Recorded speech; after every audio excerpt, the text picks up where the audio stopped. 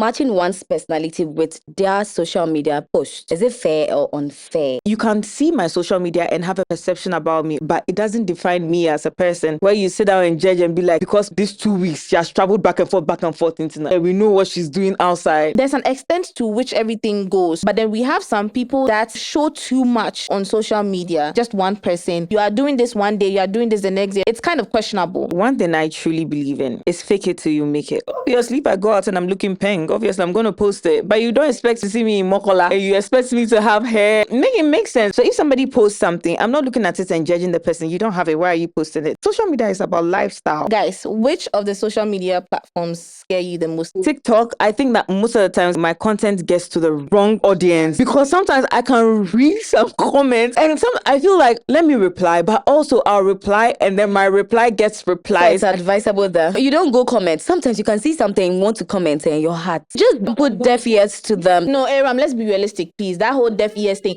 I beg, when the wise keep quiet, the fools multiply. You do it, because literally you always say when someone comes for you, go for the person. We will not go. I will not go for everybody. Who's more drama on social media? Is it with you? Me, Gifty Holefa. But me, I don't even go for them because me, I cannot do the whole back and forth. Not everybody can do the whole back and forth. It's a personality. Huh? Oh, did you? I'm just saying that if 5 people are insulting me, at least I have to give it to 2. Girls are loud.